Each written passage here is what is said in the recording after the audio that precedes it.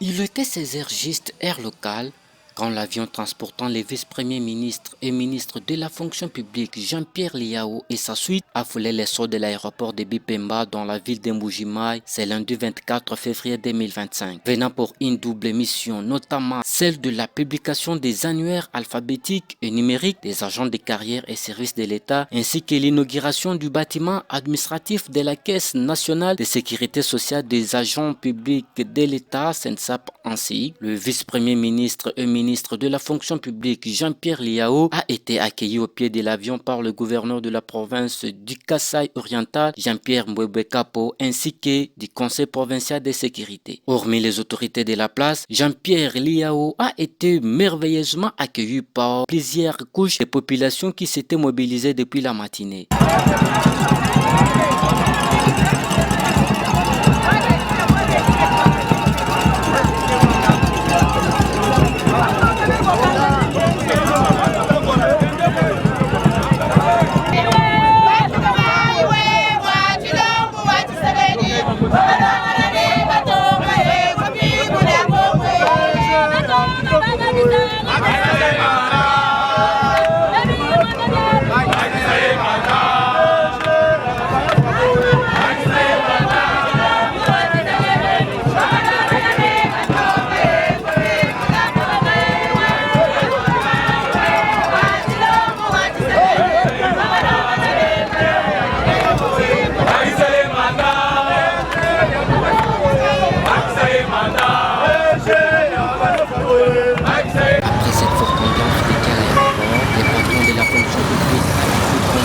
Jusqu'à sa résidence temporaire située à l'hôtel Gloria, il a reçu un bouquet de fleurs.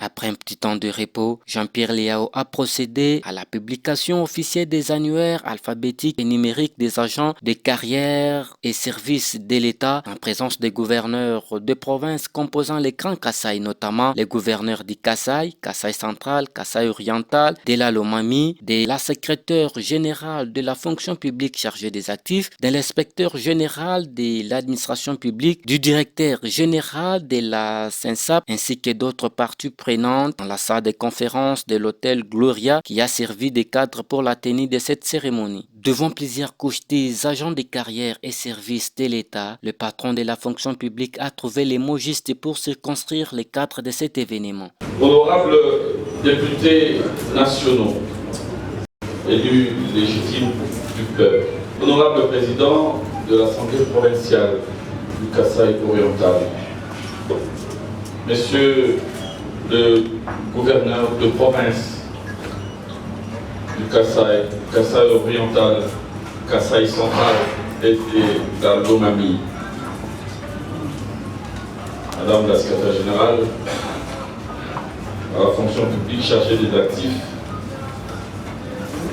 Monsieur l'inspecteur général de l'administration publique, Monsieur le directeur général de la SENSAP,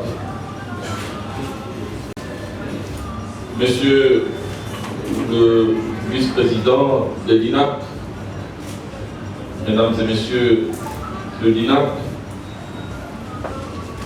Mesdames et Messieurs les directeurs chefs des services et établissements publics ici présents, Mesdames et Messieurs le chef des divisions et autres chefs de bureau, distingués invités en vos titres et qualités respectifs. C'est un honneur pour moi de me retrouver ici avec vous à l'occasion de la publication officielle des annuaires alphabétiques et numériques des agents de carrière des services publics de l'État de l'espace Grand Kasaï, côté de Sankoro, où nous avions enregistré quelques retards. La publication de l'annuaire de cette dernière province interviendra donc dans plus ou moins 2 mois. Cette cérémonie se tient au moment où notre pays est en train de traverser une zone de turbulence du fait de l'agression barbare et lâche dont il est victime de la part du Rwanda, du général Paul Kagame. Agression qui a fait des ravages incalculables en termes de pertes en vies humaines dans le nord et le sud Kivu. Plus de 8 millions de personnes ont été massacrées par les forces armées rwandaises, dont la responsabilité est désormais factuellement engagée sur le plan international. Donc, députés nationaux, notre président de l'Assemblée provinciale, monsieur le gouverneur, mesdames et messieurs, distingués invités, cette publication vise effectivement à permettre à notre pays d'emprunter un nouveau chemin et de se doter d'une administration publique digne de ce nom. En ce moment précis où nous sommes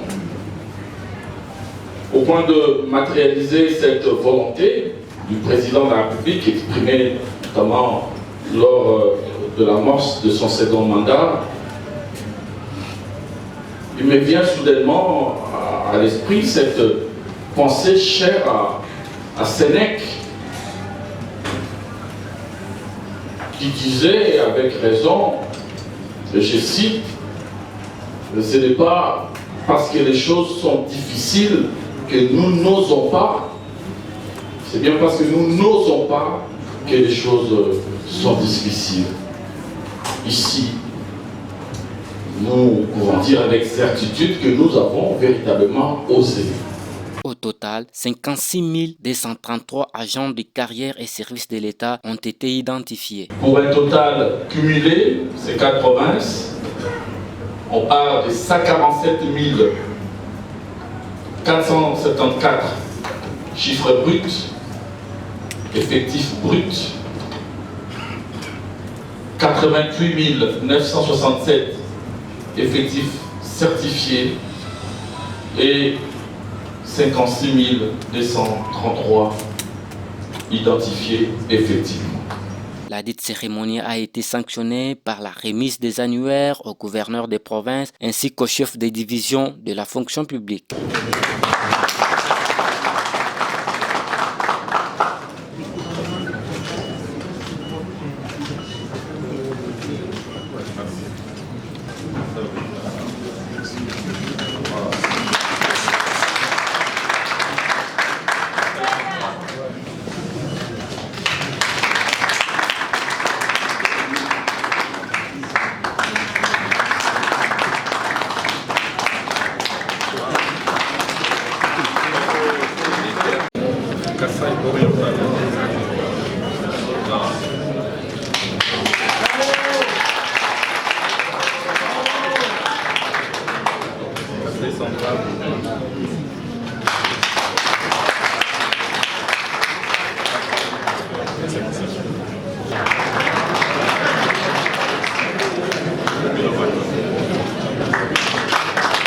Devant la presse locale, Jean-Pierre Liao a retracé les grandes lignes des activités menées par le régime Tshisekedi. D'abord, il ne faut pas mettre ensemble le NP et les NU. Parce que les NP sont déjà fonctionnaires avec des numéros matriculaires, mais ne sont pas rémunérés. Le fond que nous devons faire, c'est de les mécaniser. Et c'est ce que nous faisons ici. Vous avez entendu ce que je venais de dire. En 20 ans avant moi, c'était 12 480 personnes qui ont été mécanisées. Bien avant ça, il y avait d'autres qui avaient été mécanisés, mais je prends le dernier chiffre. Et en 3 ans, nous avons mécanisé 174 000 à travers tout le pays. Et ces efforts constants vont se poursuivre. C'est la volonté du gouvernement. Ensuite, la réponse systémique viendra pour résorber définitivement ces problèmes de la nouvelle politique salariale que nous allons mettre en place et qui est déjà en élaboration. Et si tout va bien, à partir de T2, donc deuxième trimestre 2026, cette politique sera d'application et donc va devoir prendre en charge tous les agents et fonctionnaires de l'État, tous ceux qui sont matriculés, tous ceux qui sont postés, qui sont affectés, vont devoir bénéficier de leur rémunération. Un salaire de base et une prime. Alors, les NU, c'est un autre problème. Ça veut dire que ce sont des gens qui ont commencé à prester dans nos services au sein de l'administration sans avoir été préalablement admis sous statut. Alors, la réponse à donner pour les NU, c'est d'abord de stopper l'hémorragie pour que ça ne se passe plus ainsi. Parce que pour entrer dans la fonction publique, il y a des règles. Notre part, dans une administration publique qui veut, ça doit s'arrêter, ces systèmes de privilèges, de recommandations, de la politisation de l'administration. Il faut ouvrir l'administration à tous les enfants de la République, à travers des concours notamment. Un instant, à travers des concours d'admission. C'est ce que nous avons commencé à faire. Vous verrez que même ici en Bujumbura, de temps en temps, il y a maintenant des concours. Ceux-là qui entrent, ils y entrent de manière méritocratique. Et ça, c'est important. Mais maintenant, ceci dit, les NU qui ont été affectés dans nos différentes administrations avant 2022, année de l'interdiction de leur alignement, avant 2022, ces NU-là seront régularisés. D'ailleurs, je vous informe que beaucoup de NU sont déjà pris en charge par l'État. J'en ai répertorié au total 87 965. Pour toute la République, 87 965 qui sont déjà payés mais qui n'ont pas de numéro matricule. Ces NU-là, je le rassure aujourd'hui, qu'elles seront prises en charge, elles seront régularisées, elles vont obtenir un numéro matricule. Mais après un processus rigoureux pour qu'il n'y ait plus de fraudeurs qui puissent se glisser lorsque les listes nous arrivent de toutes les administrations. Au finish, nous mettons en place cette numérisation, ce fichier numérique qui va justement nous permettre de tourner définitivement le dos à tous ces antivaleurs qui ont longtemps miné notre administration publique. On va essayer de rationaliser les recrutements, de mieux gérer les carrières, d'envoyer davantage à la retraite, de rajeunir les rangs, mais un rajeunissement compétitif afin que tous les enfants de la République puissent avoir le même droit, que l'on soit fils, enfant d'une femme maraîchère ou fils d'un haut gradé de l'armée, d'un ministre, d'un parlementaire, eh bien, ça sera l'égalité pour tous. Voilà, c'est ça ce qu'on appelle en français la méritocratie. Et ensuite, après, nous allons ensemble avec cette qualité, cet aspect qualitatif du recrutement, essayer de rehausser le niveau de l'administration, des services publics, améliorer les services publics, améliorer aussi le rendement, les résultats, et puis faire en sorte que celles et ceux qui travaillent au sein de nos administrations puissent être placés dans des conditions psychologiques optimales, avec une amélioration des conditions de travail. Nous sommes en train de mettre en place des fonds modernisation de l'administration, construction des bâtiments au niveau des chefs-lieux. Il y a déjà la construction des bâtiments au niveau des territoires avec le PDL 145 territoires. Et à Kinshasa aussi, nous sommes en train de voir comment améliorer, réhabiliter les infrastructures administratives existantes. On améliore les conditions, puis ensuite après, on fait en sorte que sur le plan salarial, chacun puisse aussi être mis à l'aise, afin que ce soit des agents, nous ayons affaire à des agents efficaces donc, durant et à la fin de leur carrière, qu'ils puissent bénéficier aussi là d'une retraite digne, à visage humain. C'est ça l'essence de la CENSA. Et nous allons avoir l'honneur d'inaugurer les bâtiments qui va désormais abriter la CENSA ici à Mbujimayi. Nous le ferons partout, à Kananga aussi, à la Lomami, à Sanko, dans la province de Sanko, mais aussi à Chikapu. Et le but, c'est vraiment de rapprocher cette maison gestionnaire de tous les agents et fonctionnaires, des retraités, des veufs, des orphelins, mais aussi des agents et fonctionnaires de l'État qui bénéficieront désormais, à part la branche vieillesse, donc retraite, de la branche de risque professionnel, de blessés, des accidents de travail seront désormais pris en charge par l'État. Voilà, c'est ça la vision socialiste que nous apportons aujourd'hui à travers ces nouveaux systèmes de sécurité sociale produits par son excellence Monsieur le Président de la République. Non, je veux dire que le problème sera résolu de manière systémique